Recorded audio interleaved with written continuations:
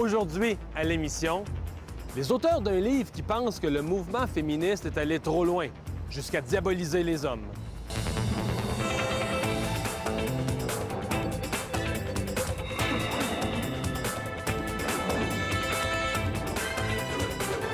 Bienvenue! Pas le moindre doute que le mouvement féministe, ici au Québec comme ailleurs en Occident, a été un mouvement fort du dernier demi-siècle, qui a changé des choses, qui a donné accès aux femmes à une égalité, à des opportunités. Maintenant, il y a des gens qui pensent qu'aujourd'hui, le mouvement féministe est allé trop loin.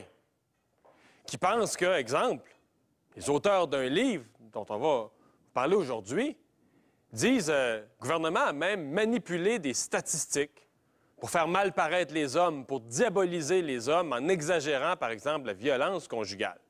Je vous donne le genre des exemples de chiffres, le genre de statistiques qui contestent. 300 000 femmes victimes de violences conjugales. D'ailleurs, c'est le titre de leur livre. Y avez-vous cru 300 000 femmes victimes de violences conjugales? C'est un chiffre que le gouvernement a utilisé, contesté par le livre. 85 des victimes sont des femmes contestées.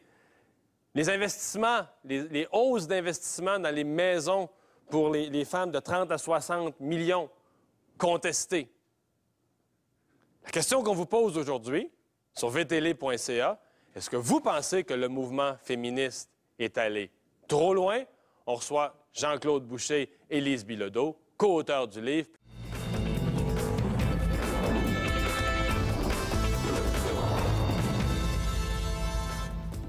Sur vtl.ca, notre question du jour, on vous demande si vous pensez que le mouvement féministe est allé trop loin.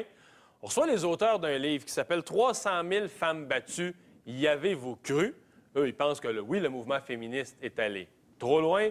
Lise Bilodeau et Jean-Claude Boucher, bienvenue. D'abord, je vais vous demander de vous présenter, parce qu'à part d'être co-auteur d'un livre, vous présidez des mouvements. Madame Bilodeau. L'Action des nouvelles conjointes a été fondée en 1999 avec un groupe de femmes.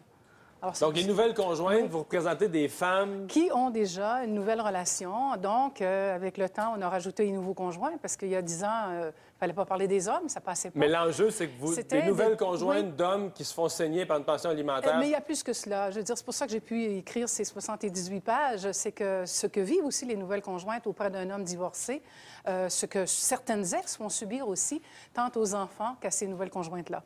M. Boucher? Oui. Moi, je suis président de la pré-rupture. La fonction principale de la pré-rupture, c'est d'aider les pères à garder un lien significatif avec les enfants après le divorce, séparation.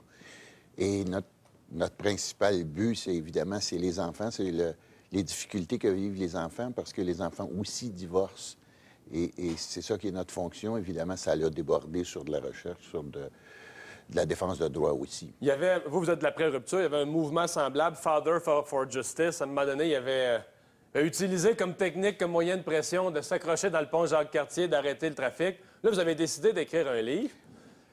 Pensez que c'est un moyen plus efficace de faire passer vos idées? Non, il y a tout à fait une différence. Là. Les gens de Father for Justice sont des activistes qui font des actions publiques pour amener la cause des hommes devant les médias. Alors que nous, mais la cause est la même, parce que le message général est le même. Tandis que notre fonction première, c'est le lien père-enfant et la défense des droits des pères et des enfants pour leur lien. Et on se bat contre tout ce qui peut être une difficulté à cette relation-là entre les pères et les enfants. Parlez-moi du mouvement féministe. Le mouvement féministe. Au départ, le mouvement féministe était fondé, les femmes n'avaient pas les mêmes droits que les hommes, et là, on recule dans les années 70, le rapport Byrd, etc. Par la suite, ce mouvement-là s'est mis à déraper à partir des années 80 parce que, principalement à cause du regroupement pour des maisons d'hébergement pour femmes violentées, qui ont vu beaucoup de cash possible, et ils ont commencé à faire des pressions auprès du gouvernement, et on en est arrivé à inventer de toutes pièces la statistique du 300 000 femmes battues, et ce qui était le départ d'une propagande toxique pour toute la population. Donc, le chiffre du 300 000, vous le contestez, ça a été utilisé. Ça n'est plus utilisé maintenant par les gouvernements. Non, on a remplacé, à partir qu'on a dénoncé ce chiffre-là en 2004, on a remplacé cet immense mensonge-là par un autre mensonge qui est, il y a actuellement 15 000, bon, plus ou moins 15 000 cas de violence conjugale enregistrés auprès de la police par année au Québec, dont 85 par des femmes. Et ce ne sont pas des victimes, ce sont des dénonciations à la police. On ne sait pas s'il y a encore des victimes. Les enquêtes nous montrent que c'est probablement à peu près un tiers qui sont des vrais dossiers. Et les hommes ne sont pas fous, ne portent pas plainte à la police parce qu'à cause des protocoles d'intervention policière, un homme qui porte plainte pour violence conjugale va aller en prison.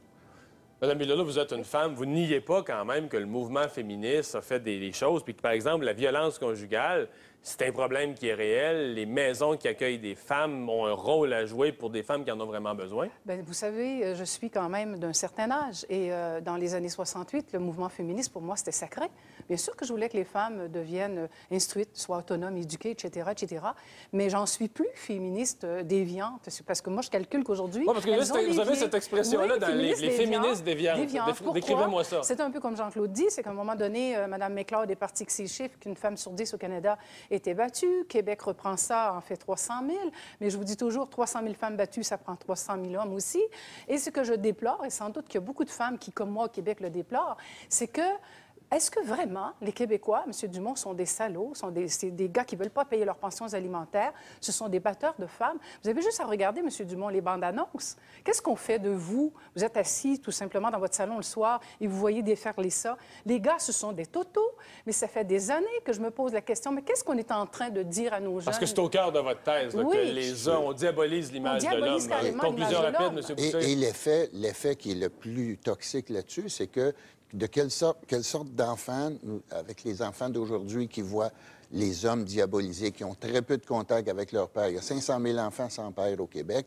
Quelle sorte de génération future on est en train de faire avec des enfants qui n'ont aucun modèle masculin autre que des batteurs de femmes, des agresseurs sexuels, des innocents qui sont à la télévision et qui ne savent rien faire si leur femme n'est pas là. Merci. Merci d'avoir été à l'émission. C'est tout le temps qu'on avait. 70 environ des gens disent que oui, le mouvement féministe est allé loin, trop loin. Je suis même surpris du résultat. Ça veut dire que ça fait réfléchir, ça fait jaser.